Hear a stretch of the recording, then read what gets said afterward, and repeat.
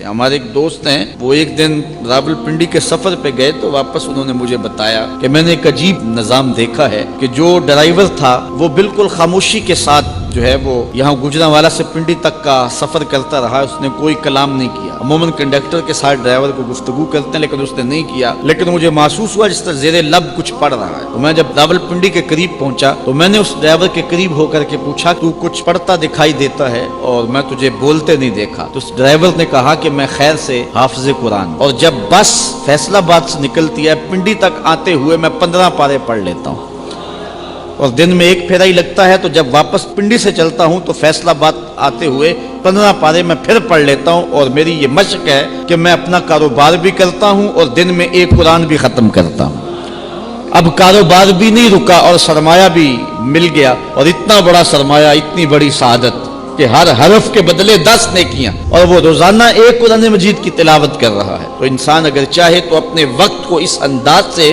لگا دے اور صرف کرے، اور یقین جانے کہ اس کی زندگی پہ رشک آتا ہے کہ یہ بڑے بڑے علماء کو نصیب نہیں ہے جو اس کو نصیب ہو گیا، اس نے وقت کی قدر سیکھ لی۔ تو جن لوگوں نے وقت کو کام پہ لگا دیا تو ان کا وقت جو ہے وہ انہیں ضرور فائدہ دیتا ہے، اور اس کے بدلے کے اندر وہ بہت کچھ کما لیتے ہیں، کئی گنا سرمایہ جو ہے وہ اکٹھا آخرت کا کر رہے ہیں اس وقت کے بدلے۔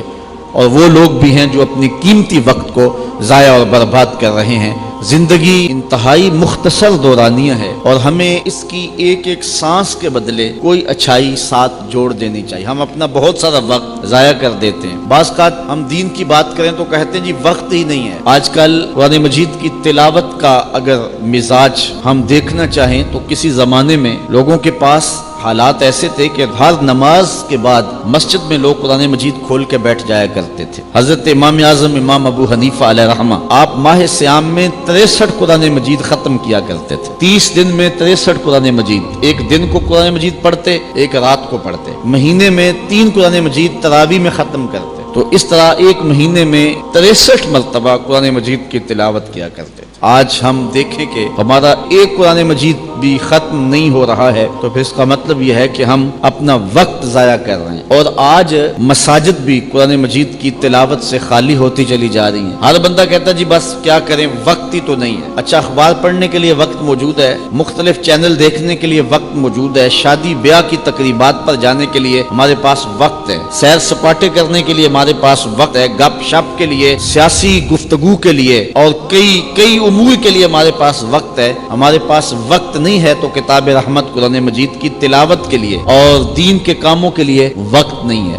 شادی بیاہ کی تقریبات میں جس طرح ہمارا وقت ضائع ہوتا ہے، ہمیں کبھی بھی اس ضائع ہونے والے وقت کا اتنا احساس نہیں ہوتا۔ وہاں بیٹھ کر کے ہم 3 گھنٹے بارات کا انتظار کرتے رہتے ہیں۔ ہمارے بزرگ ایک مرتبہ ایک شادی پہ تشریف لے گئے، بارات لیٹ تھی تو فرمانے لگے کہ اگر مجھے پتا ہوتا کہ بارات لیٹ ہے تو میں کوئی دینی کتاب لے آتا اور اس کا اتنی دیر مطالعہ کرتا رہتا، لیکن اب تو یہ بھی ممکن نہیں ہے۔ تو جو پاس بیٹھے تھے فرمانے لگے یا تو ہم بیٹھ کے اب اللہ کا ذکر کریں، یا پھر ایسا ہے کہ تم مجھ سے مسائل دینیاں پوچھو اور میں اس کا جواب دوں، تمہارا وقت جو ہے اس کا بھی مصرف ٹھیک ہو جائے اور میرا جو وقت ہے اس کا بھی مصرف ٹھیک ہو جائے۔ تو لوگوں نے مسائل پوچھنے شروع کر دیے، انہوں نے جواب دینا شروع کر دیا، تاکہ جو وقت ہے اس کا مصرف ٹھیک ہو۔ علم سیکھنے سکھانے کے اندر جو 3 گھنٹے یا 2 گھنٹے جو ہے وہ ہمارے لگ جائیں، اور ہم وہ 2-3 گھنٹے بار بار کبھی لوگوں کو کوستے ہیں، کبھی اہل خانہ کو کوستے ہیں، کبھی کسی طرح کبھی سیاسی گفتگو چھیڑ کے بیٹھ کے، کبھی کسی عنوان سے گفتگو چھیڑ کے بیٹھ گئے اور اپنا قیمتی وقت ضائع کرتے ہیں۔ حضور علیہ السلام نے ارشاد فرمایا کسی شخص کے